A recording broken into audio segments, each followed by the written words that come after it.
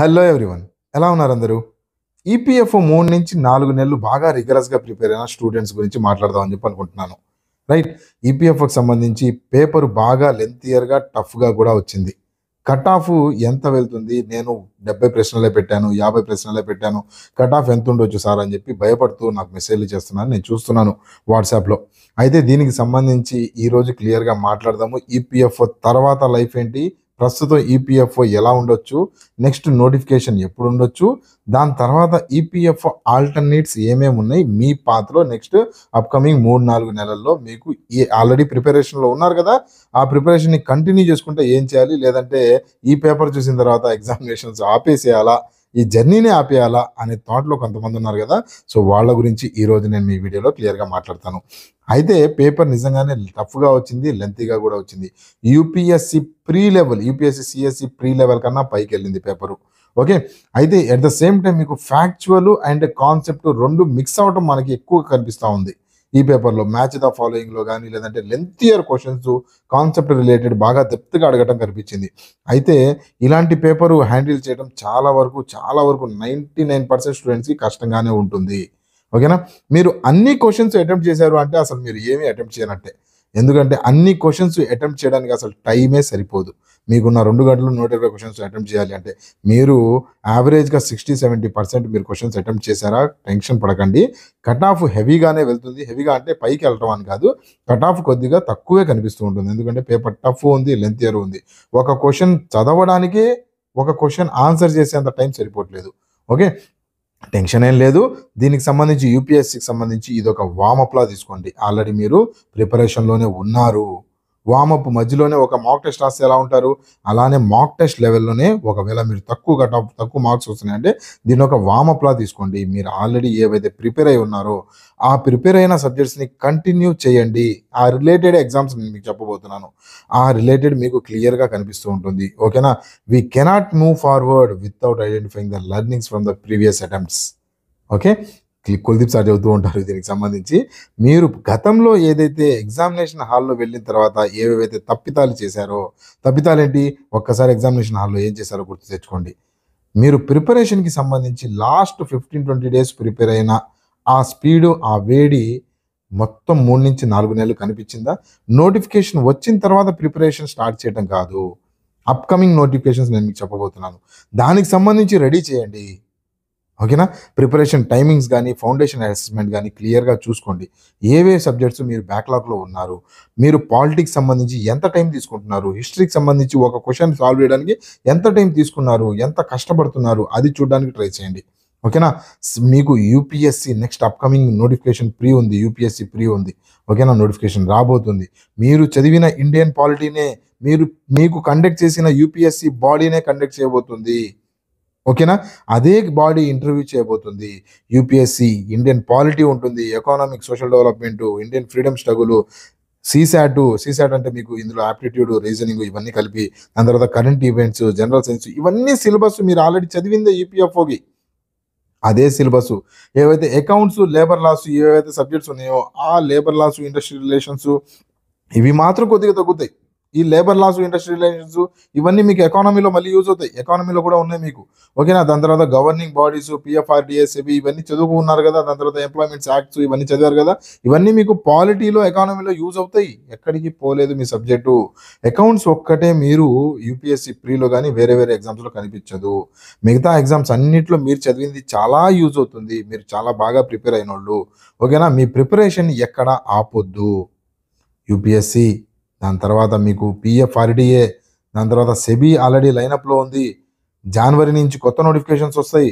Tension ఏం లేదు. ఓకేనా. మీరు టెన్షన్ పడకండి. యూపీఎస్సికి సంబంధించి మన మెంటర్షిప్ ప్రోగ్రామ్ కూడా ఒకటి రన్ అవుతూ ఉంది. కావాల్సిన వాళ్ళు ఒకసారి చూడడానికి ట్రై చేయండి. మెంటర్షిప్ ప్రోగ్రాంలో మీకు మంచి మెమొరీ హింట్స్తో డైలీ గైడెన్స్, మార్నింగ్ నుంచి ఈవినింగ్ వరకు నేను మీకు అక్కడ గైడెన్స్ ఇస్తూ ఉంటాను. యూపీఎస్సి ప్రీకి సంబంధించి ఉన్నాయి మెంటర్షిప్ బ్యాచెస్, పిఎఫ్ఆర్డిఏకి జరుగుతూ ఉన్నాయి. సో అందుకని ఒక్కసారి ఈ గ్యాప్ ఏదైతే ఈపీఎఫ్ఓలో ఏదైతే గ్యాప్ క్రియేట్ అయిందో దాని నుంచి కొద్దిగా బయటికి రండి. బయటికి వచ్చి ఒక్కసారి మీరు ఎక్కడ తప్పులు చేశారో ఆలోచించుకోండి. ఓకేనా. ఆల్రెడీ నేను మీకు చెబుతూ ఉంటాను, ప్రిపరేషన్ మీరు క్రాక్ చేయాలనుకుంటే 2-3 సంవత్సరాలు మినిమం డెడికేటెడ్గా పెట్టాలి. మీరేదో 2 నెలలు, 3 నెలలు కూర్చుంటారంటే సరిపోదు. ఏదైనా మంచి మెంటర్‌షిప్ గాని, మంచి కోర్సెస్ గాని తీసుకున్నారా, ఒక 6 నెలల్లో మీరు నీట్‌గా మంచి స్కోర్ తీసుకొని రావచ్చు. కాకపోతే డెడికేటెడ్‌గా వచ్చిన ప్రతి ఎగ్జామ్ మంచి ఎగ్జామ్ క్వాలిఫై చేసుకుంటా వెళ్ళాలి అనుకుంటే, ఇప్పుడు for example UPSC aspirants, UPSC job qualify అయినోళ్ళే. ఐఎఫ్ఎస్, ఐఆర్ఎస్ ఇలాంటి వాళ్ళు కూడా మళ్ళీ యూపీఎస్సీ రాస్తూ ఉంటారు. ఎందుకు రాస్తూ ఉంటారంటే, ర్యాంక్ ఇంప్రూవ్ అవ్వడానికి, మంచి పొజిషన్ కూడా రావడానికి. ఈపీఎఫ్ఓలో జాయిన్ అయిన తర్వాత ఆపేస్తారా మీ ప్రిపరేషన్? ఒకవేళ ఈపీఎఫ్ఓ జాబ్ వచ్చింది అనుకుందాం, ఓకేనా? ఈపీఎఫ్ఓ జాబ్ వచ్చిన తర్వాత మీరు ప్రిపరేషన్ ఆపేస్తారా? లేదంటే ఏదో గవర్నమెంట్ జాబ్ వచ్చింది ప్రిపరేషన్ ఆపేస్తారా? ఆపేయకూడదు కదా. నెక్స్ట్ వేరే ఇంకా ఎగ్జామ్స్ పడుతూనే ఉంటాయి. నీ ప్రిపరేషన్ వేస్ట్ అవ్వకూడదు కదా. వేరే నోటిఫికేషన్స్ పడుతూ ఉంటాయి, వాటికి కూడా రాస్తూనే ఉండాలి. ఈవెన్ దో నీకు జాబ్ వచ్చినా సరే నువ్వు ప్రిపరేషన్లోనే ఉండాలి. ఓకే, అంటూ ఉంటారు కదా, once A spy is always a spy అంటారు కదా. అలానే once A aspirant should be always a aspirant. ఎప్పుడు గవర్నమెంట్ ఎగ్జామ్స్ ఏమేమి పడుతూ ఉంటాయి, నువ్వు పాత్ డిజైన్ చేస్తూ ఉంటావు. ఏదైతే నీ ఫ్యామిలీ ఏదైతే ఉందో, అప్కమింగ్ జనరేషన్స్ నీ ఫ్యామిలీలో ఎవరైతే ఉన్నారో వాళ్ళందరికీ నువ్వు ఒక పాత్ డిజైన్ చేస్తూ ఉంటావు. నిన్ను చూసి వాళ్ళు నేర్చుకోబోతున్నారు. ఓకేనా? నువ్వు ఒక టార్చ్ బ్యారల్ లాగా నీ ఫ్యామిలీలో నుంచోబోతున్నావు. ఓన్లీ ఒక నోటిఫికేషన్లో ఏదో ఎగ్జామ్ కొద్దిగా హార్డ్గా వచ్చిందని చెప్పి భయపడి వెనక్కి వెళ్తే ఎలా? టెన్షన్ పడకు, ఉంది టైం ఉంది, నీకు ఏజ్ ఉంది. దాని తర్వాత మంచి నోటిఫికేషన్స్ కూడా అప్కమింగ్ లైనప్లో ఉన్నాయి. యూపీఎస్సీకి సంబంధించి మంచి నోటిఫికేషన్, మంచి మెంటర్షిప్ బ్యాచ్ ఒకటి రన్ అవుతా ఉంది. మెంటర్షిప్ బ్యాచ్లో మార్నింగ్ నుంచి ఈవినింగ్ వరకు, అండ్ ఇందులో ఈ మెంటర్షిప్లో మనం జూమ్లో కూడా కనెక్ట్ అవ్వటము, ఎవ్రీడే ఓరల్ టెస్ట్లు కండక్ట్ చేసుకోవటము, ఎవ్రీడే ఓరల్ టెస్ట్లు, దాని తర్వాత వీక్లీ వన్స్ లేదంటే వీక్లీ ట్వైస్ జూమ్, దాని తర్వాత ఆన్సర్ రైటింగ్ కూడా నేను మీకు ఇందులో ప్రాక్టీస్ చేయబోతున్నాను. వారంలో 2-3 రోజులు ఆన్సర్ రైటింగ్ ఉంటుంది.